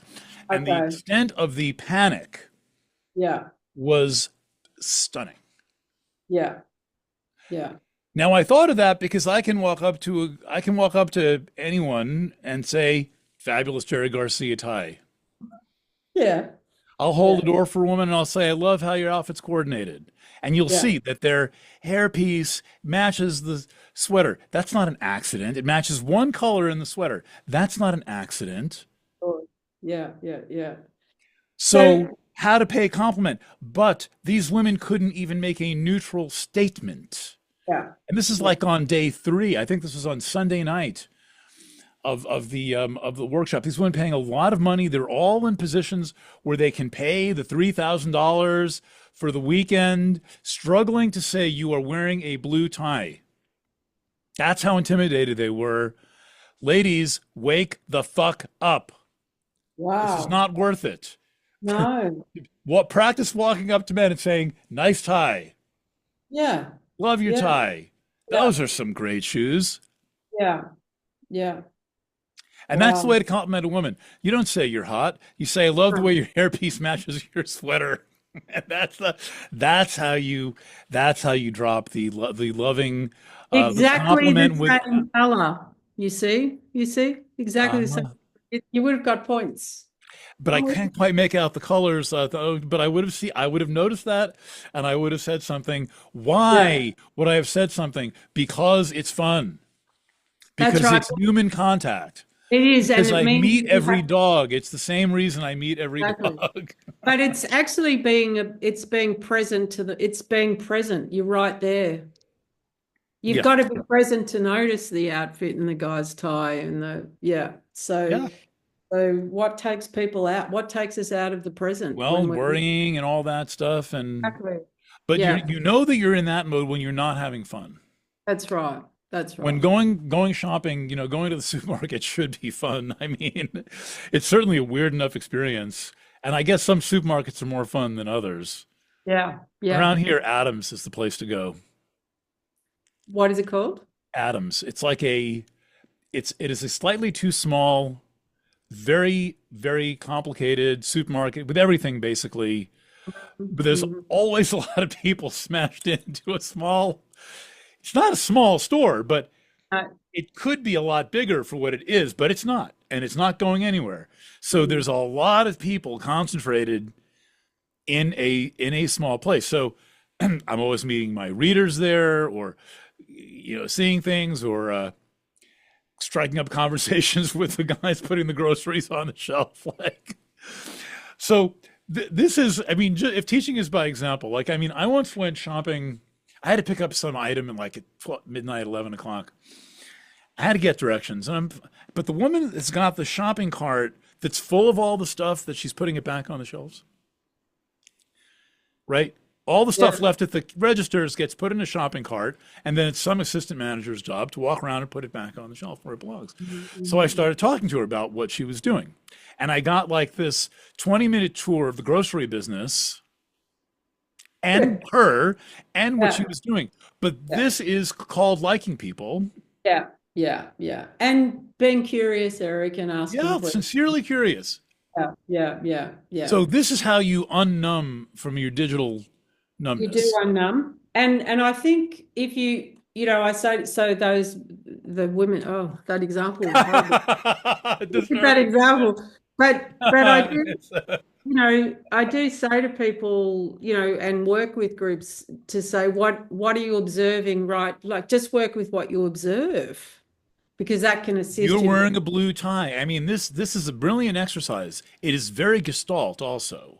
It is. It takes a simple fact and says it's perfectly irrelevant on one level what color the tie is, but it suddenly it reveals something about the dynamics That's right. that are And like the basics of working with dynamics is to work with what's observed. I noticed seven women talked in a row, and the nine men that are here have said nothing. And I'm just wondering what might be happening. yeah. It's just data. Um, yeah. Well, yeah, that's probably pretty relevant data. You find out what, there's going to be something underneath that, and a good presenter will notice that pattern and either shift it or work with it. Well, that's right. And when you are working in the moment, sometimes people react because they don't want what's named exposed either. Like, no, that's not true. Well, actually, no, it is. Mary spoke, then Jane spoke, so, but I guess my encouragement is the present moment, the absolute occurs in the present.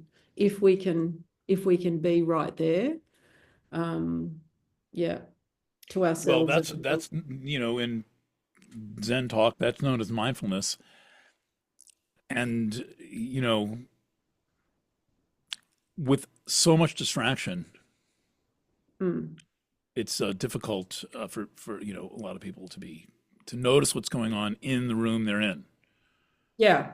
But Because also being know told why this you're thing in is the taking room. you at the speed of light outside I know. outside where you are, it's a portal to every place but here. Basically, I should write that on the back. Yeah.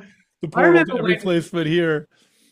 Well, I remember when I was doing, group training back in the day. You just, if you had have brought the phone in, you would have been killed by the instructors If because you hadn't brought the phone in? you had the phone in the Oh, yeah. room Yeah. because they saw it as a tool to take you out of the Yeah, here. my dad, till the end of his teaching career, said you get an F if you're messing with your phone during class. Yeah. And everyone Yeah. signed the agreement that they would get an F if they were messing with their phone during class. Yeah. Now, that's Yeah. not very John Dewey-ish, which I was going to Uh, mention John yeah. Dewey. What was your link there before Well, we? Dewey was an educational philosopher, Yes, that's it. 19th century man. Let's get his dates. Mm-hmm. American, born in Vermont, in Burlington. I've seen the house. Mm-hmm. 1859 to 1952. So he's a product of the 19th, kind of Was he the Dewey System guy who created the library Dewey Decimal system? System, different Yeah, Dewey. different Dewey. No, Okay. different Dewey. This is Dewey, Okay. the educator. Now I've got to find how to share this. Ah, you just push the green button. Yeah, the one that says share. I know, but I'm trying to push the little thing next to it. All right, here's John Dewey. Okay. Oh, yeah. What's your impression of him?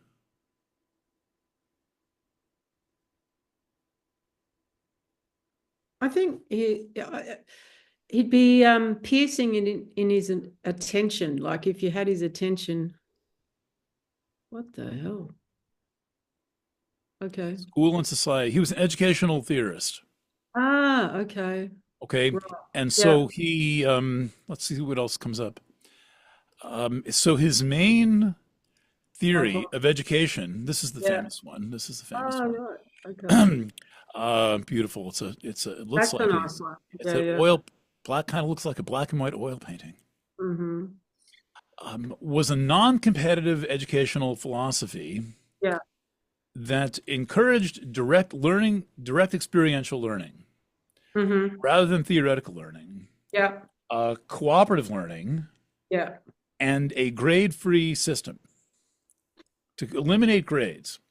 So I may have gone to the world's only public high school that was based on the philosophy of the person that it was named after. Oh, wow. If you went Okay. to Lincoln High School, it had nothing to do with Lincoln. Who was Lincoln? Yeah. If you went to Madison High School, what did it have to do with James Madison? Or Dolly, maybe it was Dolly Madison High School. But at Mm-hmm. John Dewey High School, the entire educational philosophy of the high school was based on the philosophy of John Dewey. So this Mm-hmm. thing opens in 1969 on a 16-acre campus in New York City. Mm-hmm. That alone is extremely rare. It was all the way down by the Coney Island boardwalk. Maybe it was like a block and a half away from Nathan's, right? So we're right in. So it's kind of a shitty neighborhood, but on the other hand, we kind of ruled the neighborhood. The kids ruled the neighborhood. There were like 3,300 of us. It was an open campus, so they were open. In other words, you did not have to ask permission to leave class. Yeah. There were no grades in class. This sounds like it's a little bit adult. Yeah, Yeah. but the In school a was great way. one third below reading, one third on reading, and one third above reading level. So it was a mix. It was Ah, also a zoned high school for some people. So we got okay. our share of like Brooklyn Cousins with the wife beaters and the clutch bags and and the slate. So Yeah. it was everybody thrown into one mix with a bunch of, I would say, either highly intelligent or radical teachers. Right. Okay. Yeah. And Yeah. we Yeah. then lived for 3 or 4 years, we lived out this philosophy of non-competitive education. Okay. So it was so he was like prototyping or testing how it might go. Was Well, that he had what? died. He had died many years before, Okay. and the school almost ended up this way. I mean, they were opening a high school, but then somehow the plan to open the high school merges with the plan for a school based on Dewey.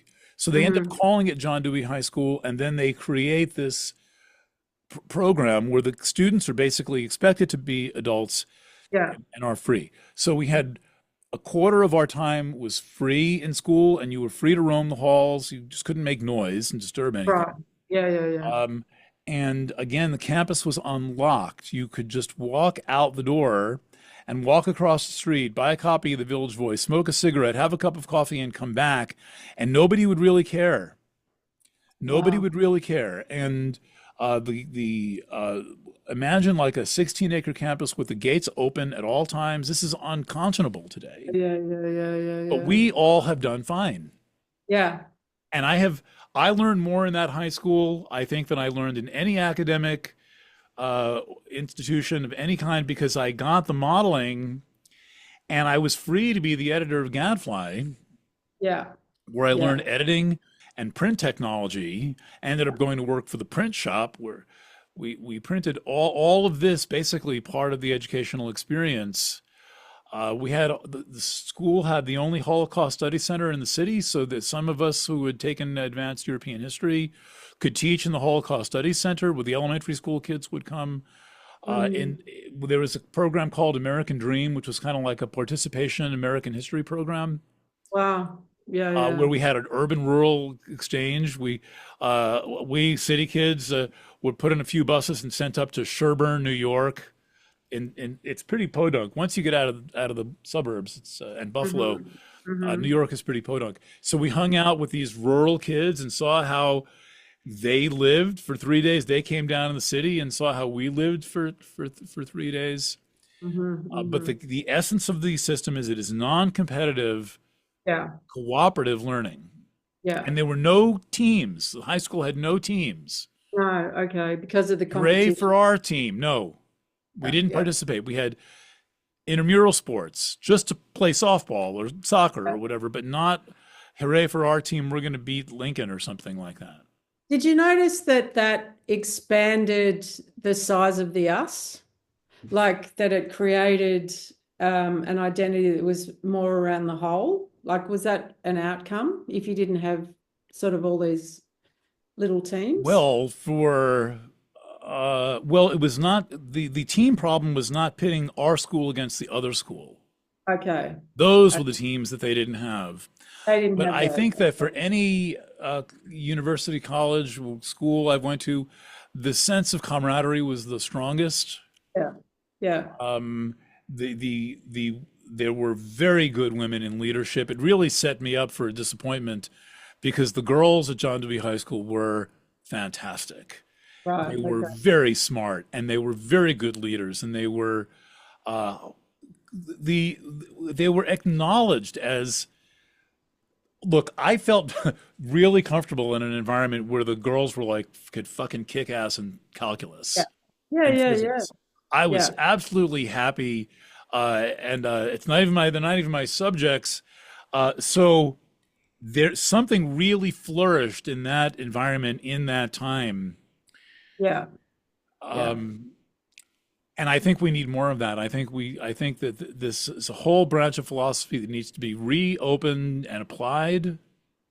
Yeah. Reimagining education for society as it is and what's emerging Well, look, rather it's all than, about getting grades. I mean, really, it's all about to the point where students steal each other's textbooks at yeah. finals. Now, there's not textbooks to steal; they're all online, right? So Yeah. they could steal your laptop, though. If you're competing for first place in the class at Harvard, Yeah. if the guy who's close second is taken out of the game, so on.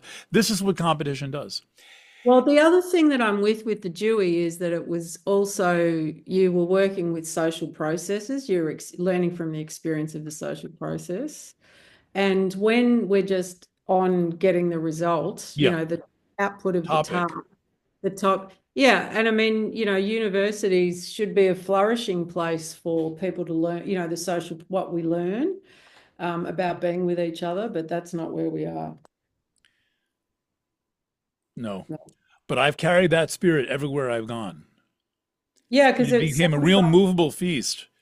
When yeah, I got to freedom. university, go ahead. Yeah, responsible freedom was my association. That's what I heard. Responsible freedom. Yeah. That's what you're imbued with, it sounds. Yeah. Yes. And connection with my potential. And when I got to university, I was ready for leadership. It took me a Cool. year to get my bearings, to, just like readapt to living away from home and all of that Yeah. stuff. And then Yeah. I had all the skills I needed to kind of take over, basically.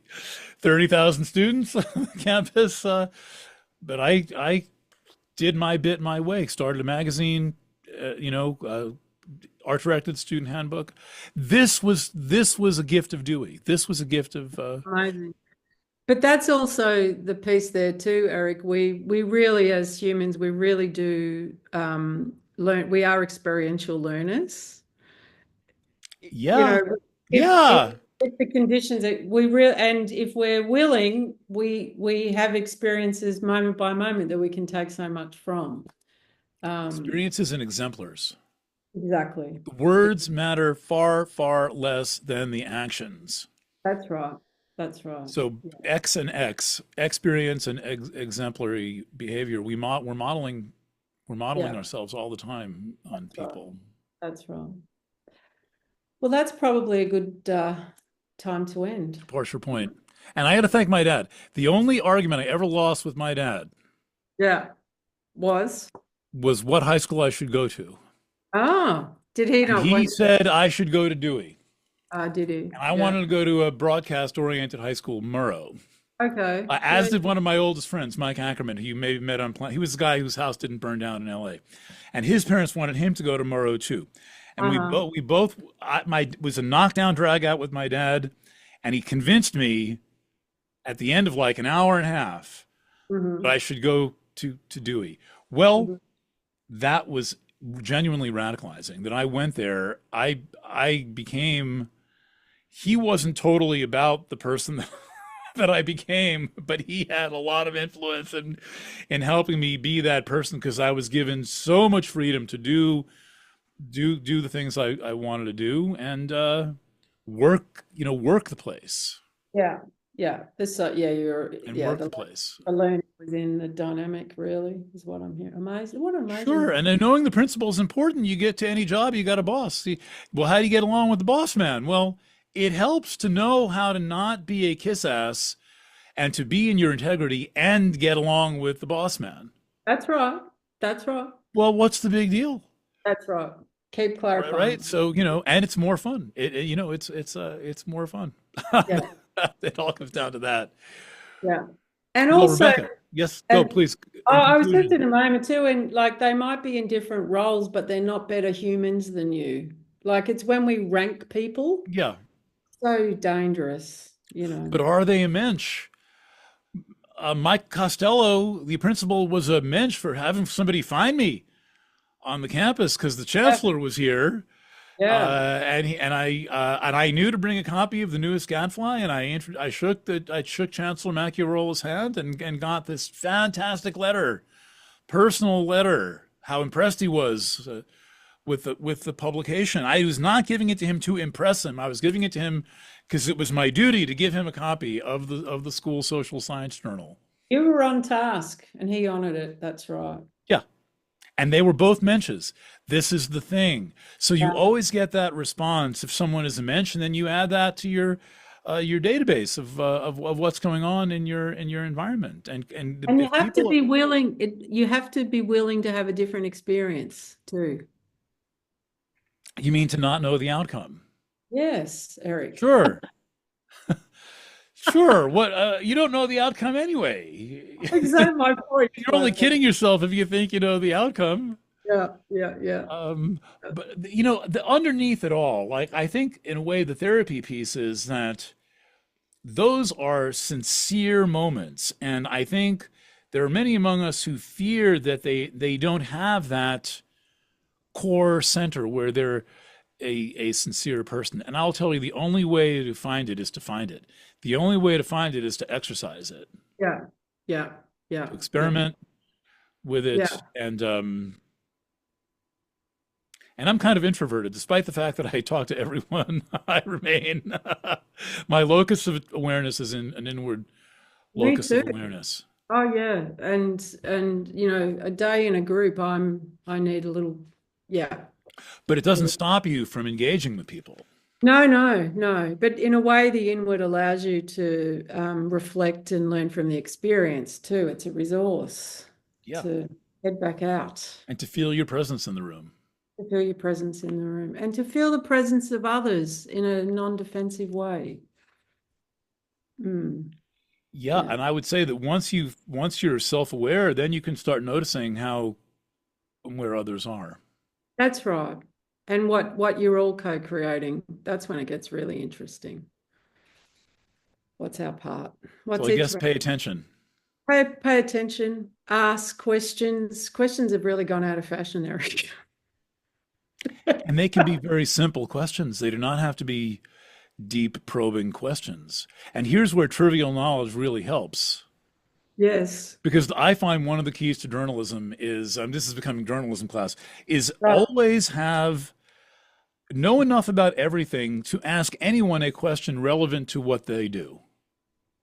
True. And I would have, and my thinking would be if you're truly curious, like not just asking the question, you Oh know, no, truly curious. Yeah. like people sense that and away, there you are, and away you go.